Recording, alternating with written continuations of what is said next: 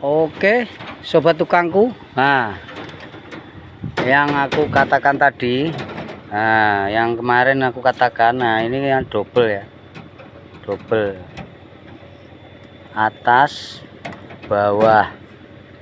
Nah, jadi untuk talang luar, kalau double, mesinnya double ya, nah, double itu enggak getar, terus enggak rembes.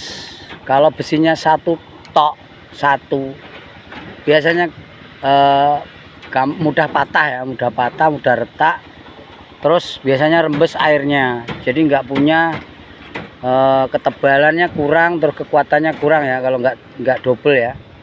Oke, jangan lupa subscribe.